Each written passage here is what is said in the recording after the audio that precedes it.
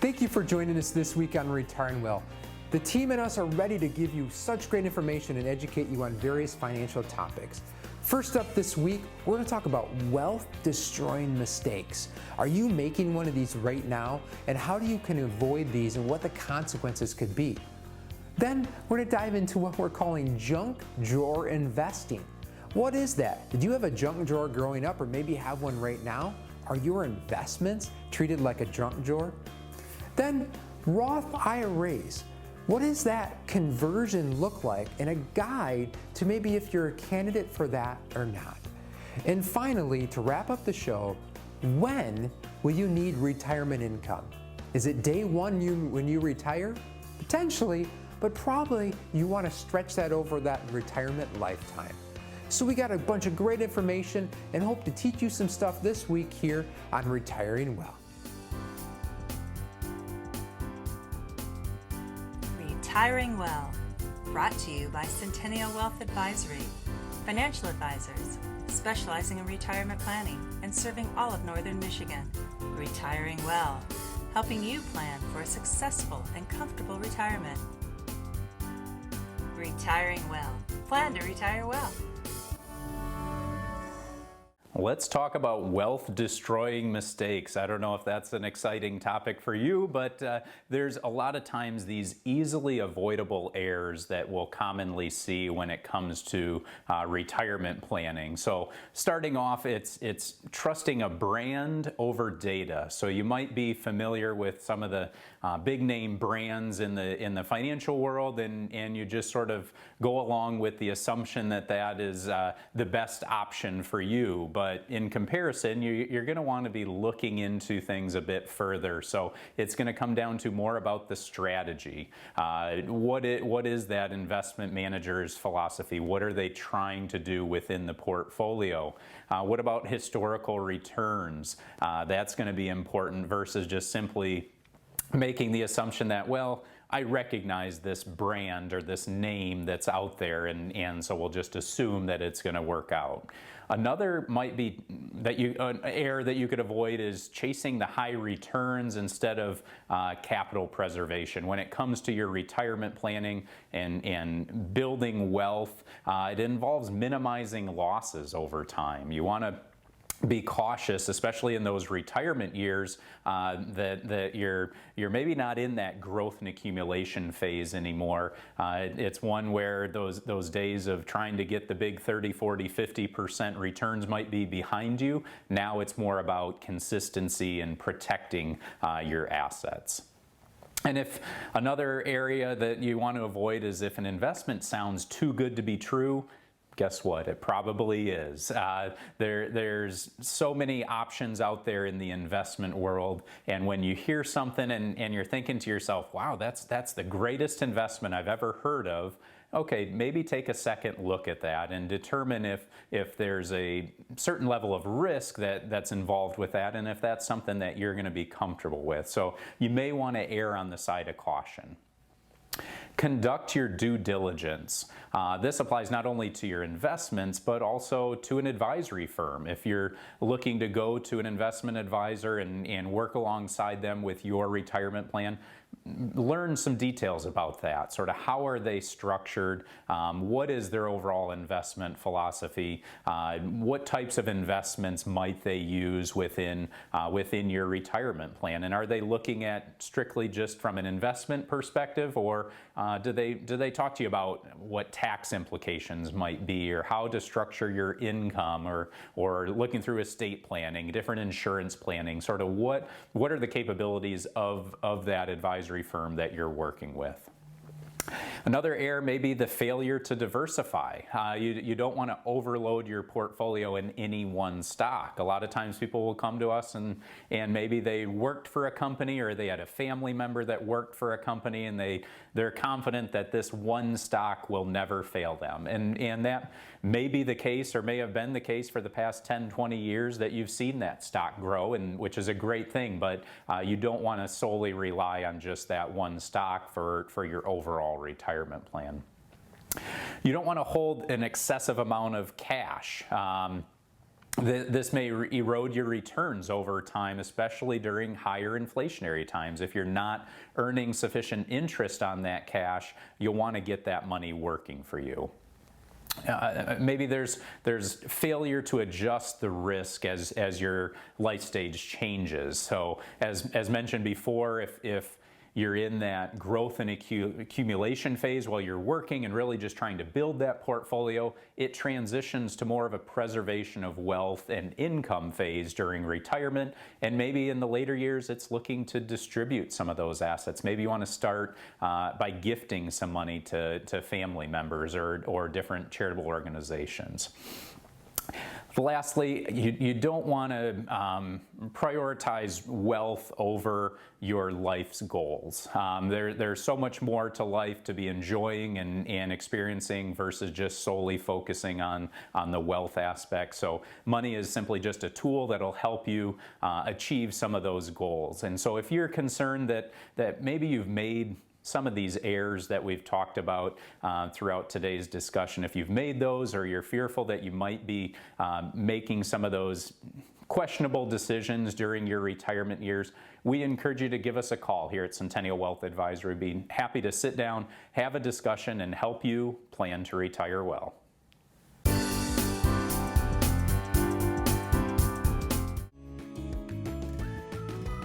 If you like watching Retiring Well, make sure to go to youtube.com/retiringwell and click the subscribe button to never miss any of our TV shows and other informative videos.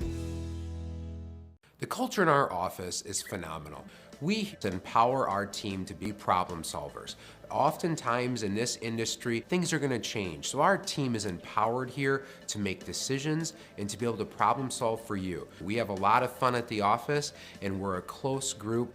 When you call here, you get a person, and that culture shines through. Relationships are so key when it comes to anything in life, and so here at Centennial Wealth Advisory, we focus a lot on team approach. We've started the Centennial Wealth Health Club.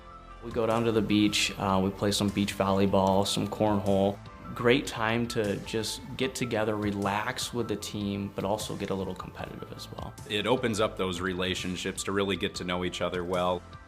Building trust, the best definition that we've heard is consistency over time, and that's something that initially you can't get with a first meeting with someone, but as time evolves and our clients are working with us, they not only experience that with the financial advisory team, but also our tax team and health insurance team that all work together to ensure that they have a lifelong plan that they can count on. It's a neat culture here in a small office. You don't necessarily have a lot of that corporate overhead. If we have a client who wants certain services, we can certainly offer those services, but go above and beyond with some of the other things that we do. Confidence is something hard to put a price tag on. Finances don't just end with finances. Finances flow over into relationships, into daily emotions. And so when you can teach and you can get them to understand and they can find that confidence and you bring them to that, that's so rewarding. I do think that what we're doing here is important. A lot of people think that they're fine, but they've never really looked into it. So if people can do more to be able to help themselves live a more fun and enjoyable retirement, but also to be able to take care of themselves, then it benefits the whole community.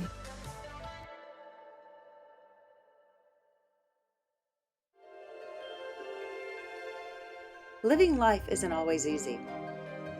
It puts up challenges and obstacles you'll have to overcome. There are responsibilities. You put in effort to provide and take care of your family, to save and invest, to balance work and life. Planning is the first step to succeeding. Plan to retire well.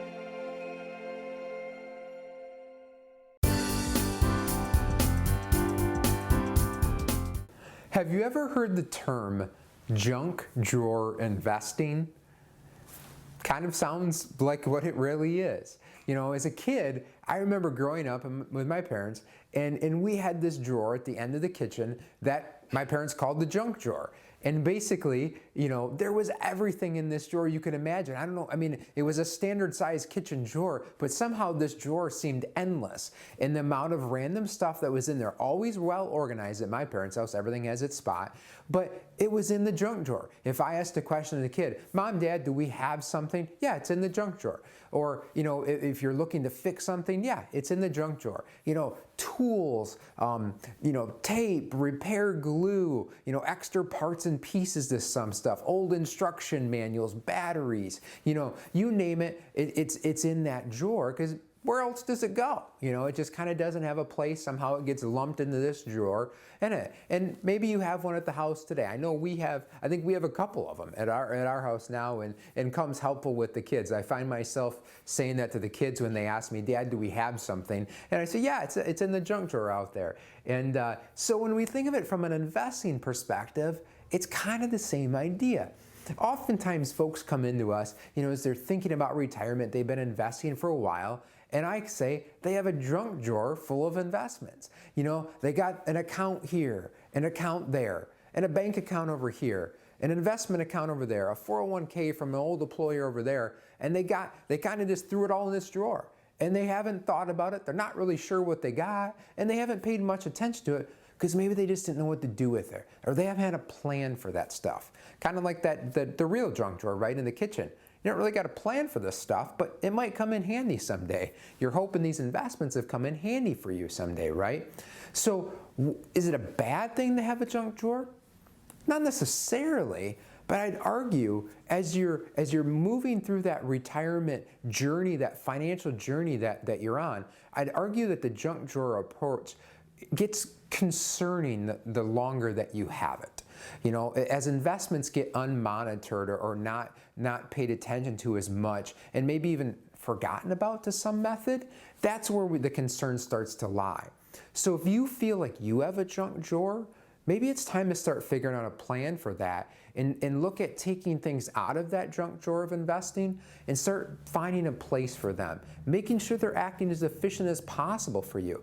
As interest rates have risen around with fixed interest rates as they rise kind of in the world today, are you getting the best return on your investments? When we look at savings accounts, checkings accounts, money market accounts, just money that you've had out there that you wanted to keep safe for all practical purposes, is that account earning the best interest? I've seen rates from almost nothing to a very respectable rate, all sometimes in the same bank, in the same town, all that sort of stuff. So if you have some of those accounts in your junk drawer, now's the time to pull them out and examine what they are and start making sure they're efficient. Old 401k accounts at an old employer. What are they invested in? What fees are you paying? How often is somebody looking at those? Are they being managed, or is it something that's just passively in there? Is the risk perspective what you want it to be? Again, junk drawer stuff gets put in there and forgotten about. As you've aged, maybe your risk tolerance has changed over time. So starting to look at some of that stuff. And again, as we start to unpack that junk drawer as we get closer to retirement, our hope for you is that you plan to retire well. Having a junk drawer when you go into retirement and hoping that you can just pull things out as needed, or that junk drawer is going to start producing income for you, sure, there might be times that it does, but is that how you want to rely on what you've worked so hard for? Is that you hope to open up this drawer and there might be something in there for you? I doubt it. You probably want to have a more precise plan. So if you're somebody that's concerned you have a junk drawer of investments and you want to start sorting this out and get on a path so you can plan to retire well, give us a call at the number on the screen. We'd love to sit down with you at any of our offices in Cadillac, Petoskey, Gaylord, or Traverse City and start talking through these with you. Start developing that retirement plan that has that holistic approach that covers all of the areas of income planning, investment planning, tax planning, estate planning, long-term care, and more. So again, we can help you plan to retire well.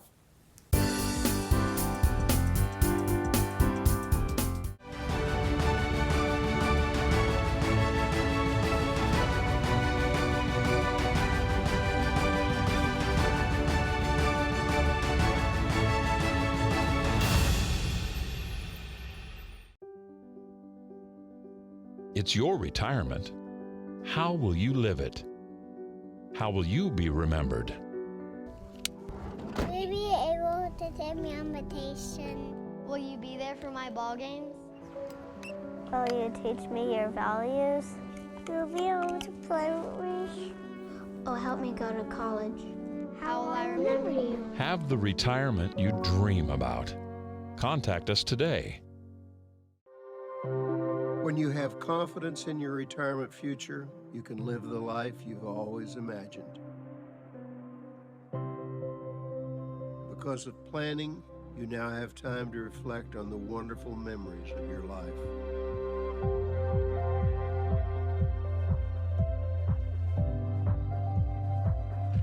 You and your spouse finally have the luxury of leisure time together.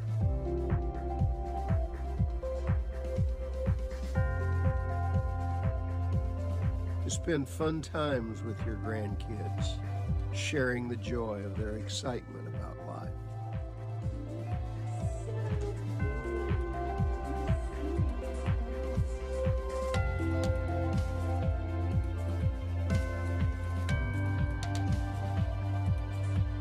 Smiling at the thought of quality time with your children and of picking up the check.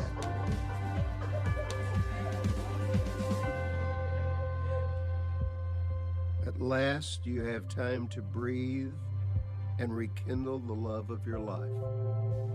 Why? Because you imagined what could be. You planned for retirement. So today, you own your future.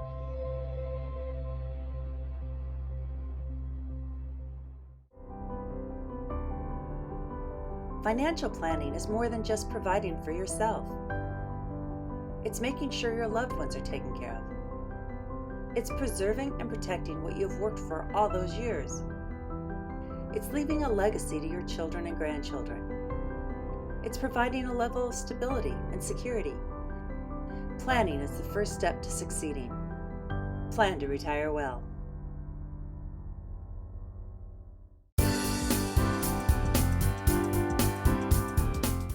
All right, let's talk about Roth conversions today. Roth accounts are probably one of my favorite type of retirement accounts next to HSAs. But I love Roth accounts because we get that tax-free growth in those accounts, and also they're great for legacy planning. So you can pass on some tax-free assets to your heirs down the road. But let's talk about specifically Roth conversions. What are they? How do they work? And what are the benefits of doing those? And so essentially a Roth conversion is taking money from that IRA or 401k account where it's a pre-tax account, taking the money out of those pre-tax accounts, paying the tax on those funds now, and then moving them over into that Roth IRA account. Once you're in that Roth IRA account, you've paid the tax on those funds, and those funds will grow, well, hopefully, if the market appreciates, right, for the rest of your life, right? And they grow tax-free. So when you take the money out 10, 15, 20 years down the road, you don't have to worry about where tax rates are at that point in time. And that's one of the main advantages to doing these Roth conversions, because where do you think tax rates are going to go from here? Probably up, right? So if you plan on taking money from your retirement account some 20 years from now, tax rates probably will be higher. So if you can pay Uncle Sam and get Uncle Sam out of your pocket now, you'll pay less taxes possibly in the future. So how do we go about determining how much to do for these Roth conversions on an annual basis? Well, it all boils down to your income. So you might want to make sure that you're meeting with your accountant or your financial advisor before you pull the trigger on doing these Roth conversions. But we want to make sure that we look at all your various income sources, and then we look at what tax bracket you fall into. And those income sources include any kind of pension income, Social Security, or retirement distributions, which a Roth conversion, or taking money from the IRA and moving it to a Roth, would be considered income. So let's just run a scenario here where we have a working married couple, And they're bringing in, between the various income sources, $60,000 a year in income. Okay, so they fall kind of right in the middle of that 12% tax bracket. Now, the top of the 12% tax bracket is about $89,000. Now, we also have the standard deduction of 27 and change. Okay, so really the top of the 12% tax bracket is about $117,000. So what does that mean? Okay, well, the top of the 12% tax bracket being $117,000, if you're only showing $60,000 of income, that means that, hey, you've got some wiggle room there, right? You've got about $57,000 that you could take from the IRA, pay the tax on it at only a 12% rate, and get that over into a Roth account so those funds grow tax-free for the rest of your life. Now, if you did more, if you wanted to convert more than that $57,000, well, then you would bump up into the next tax bracket. And that might be something you want to avoid, because that next tax bracket, that goes from the 12% up to the 22%. Okay, so you'd be paying an extra 10 cents for every dollar that you pulled out of those pre-tax accounts to do those conversions.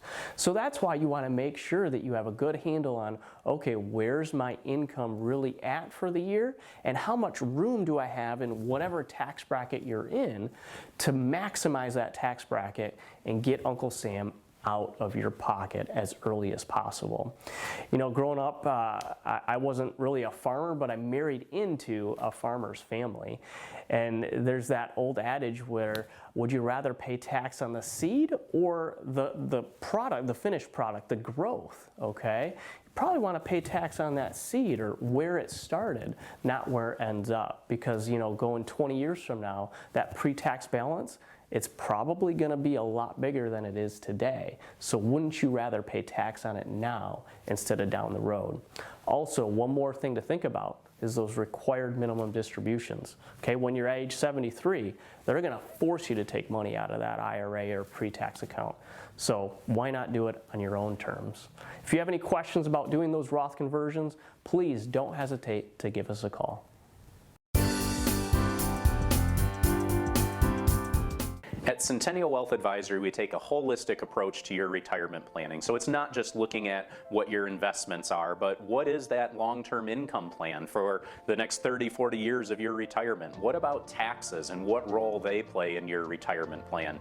Estate planning, what about life insurance, health insurance planning, all key areas to consider when looking at your retirement. So please visit our website or call the number on the screen. We'd love the opportunity to sit down with you for a no-cost, no-obligation visit. Your grandchildren are precious to you. They are your life. This is your time to have that special relationship. Taking care of yourself is taking care of them. Centennial Wealth Advisory is offering a free, no-obligation retirement review to make sure you don't run out of money during your retirement. Centennial Wealth Advisory. Your best is yet to come.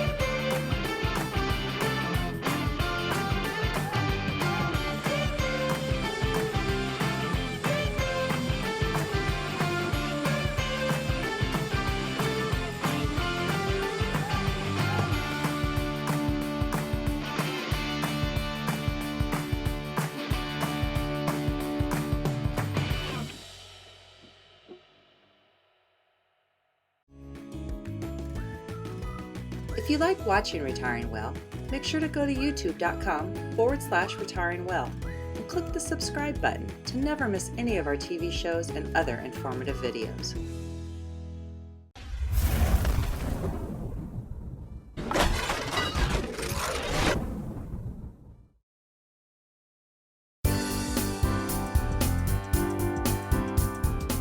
So I want to talk about when will you need your retirement income? So this kind of has been brought about over these, it seems like I've had a lot of initial meetings with folks that are coming in for the first time and they're getting ready to retirement, and there's kind of a mindset of, oh my gosh, I'm going to need all my savings all at once. Well, that's unlikely. I mean, sure, it could happen that way, but think of it. You know, you've probably saved for 20, 30, 40 years. You've been putting money away, hoping to get to this day of retirement, right? Well, now you've reached that point of retirement and we want to turn this savings into a paycheck. Well, when are you going to need that? Well, day one of retirement, it's unlikely you're going to need all of your retirement savings. If you do, we probably got big issues, right? This is probably going to be a long-term thing. You may be in retirement 10, 20, 30 years or more, depending upon that. It's funny, one of our clients was in joking the other day with me, and he was kind of bragging that he's been getting up there in age a little bit, and he was bragging how he's been collecting his pension longer than he worked for one of the automakers. And how neat is that, to have that longevity there? But also at the same time, it's a little scary, right? That you might be retired almost as long as you've been working. So again, when do we need this retirement income? Probably over time. And so your retirement plan needs to have this mapped out. So how is it going to generate income for that long time? How are you not going to be subject to too much risk so we don't have great fluctuation in this plan? And also, what buckets or what accounts should we be drawing out of this, when and where? Remember, depending upon how it's structured, maybe you got different taxable types of accounts, or it would make sense to do some tax planning. So various dollar amounts depending upon the years may make a lot of sense in that with different amounts. So again, my main takeaway for you with this is, when do I need this income? Probably over time, not all at once. So when we enter retirement, there's still likely time on your side, hopefully, that you still are a long-term investor for this. So we need your money to last us a long time. So there likely still needs to be some growth and other various stuffs in there. So don't get trapped in the thought that I'm just getting ready to retire, or I'm heading into retirement and I'm gonna need all this money at once. Because guess what? If you use it all day one, there's probably a lot of time left that's gonna be hard to do that. So again, having a retirement plan that's holistic and very comprehensive to your situation is vitally important. We'd love to sit down with you and walk through that plan and build that income, investment, tax, estate, and insurance plan for you, so you can plan to retire well.